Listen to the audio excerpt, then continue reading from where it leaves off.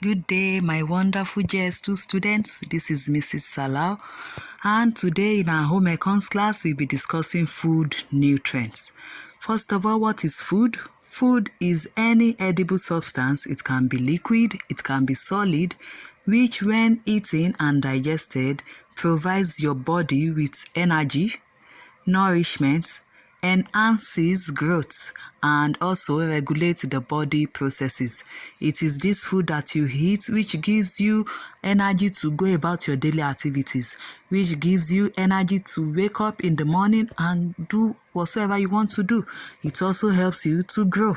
Now we are talking about food nutrients. What are nutrients? Nutrients are the chemical substances present in the food that we eat. And we have different types of food nutrients.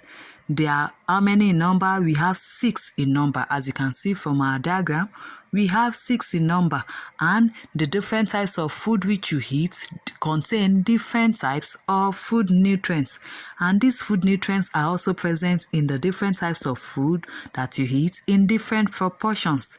We have carbohydrates, fats and oil, proteins, vitamins, minerals, and water. And the combination of this in the right proportions gives you what is referred to as balanced diet. What are the functions, the sources, as well as the deficiency diseases of these food nutrients? We start with carbohydrates. What is the function of carbohydrates?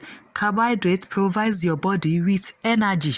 It is this energy that you use to go about your daily activities. And when this carbohydrate is surplus, it is stored in your body as body fat. It is converted to fat until your body requires extra energy. Maybe when you are fasting, you've not eaten, then your body converts this body fat into energy for you to use. What are the sources of these carbohydrates? We have yam, cassava, rice, maize, potatoes, etc.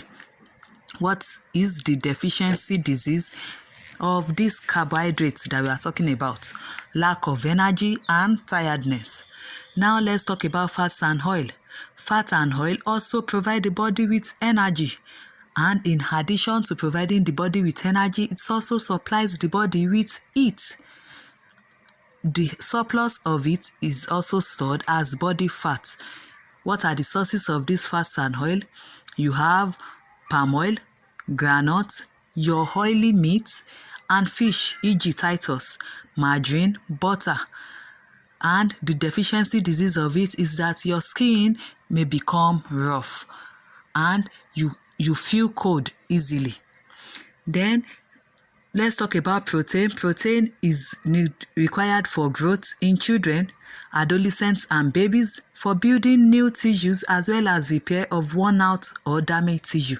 And you get it from meat, fish, eggs, beans, etc. What are the deficiency disease of this protein? Poor growth and development, general weakness, and kwashiorkor in children. Kwashiorkor when the limbs are wasted, thin, and the head is big, the tummy is big, protruded. Now let's talk about minerals. Examples of minerals: you have phosphorus, iodine, calcium, iron. All these have their different functions for growth, e.g. the bones and teeth, which you require calcium for proper functioning of the body, which you require all the minerals for. And you get them from different types of food: your meat, liver, egg, your seafood like your prawns, milk, green vegetables. And the deficiency disease of it: poor functioning of the body, e.g. tiredness, headache. For example, the one you've seen, it is a deficiency disease of vitamins. Vitamins, e.g. vitamin A, B complex, D, E, and K, which protect the body from diseases, help the body to use up the food for energy, and it is important for vitality. You get vitamins from fruits, vegetables, eggs, yolk, etc. If you don't eat food which contains vitamins, your body will be easily affected by diseases, weakness, and loss of appetite. Then the last one, we have water, which helps in digestion of food, important for body tissue and fluids, and it also helps to remove waste from your body. If not, your body will be dehydrated. So we've come to the end of the class today. Please study hard and be safe. Take care. Bye for now.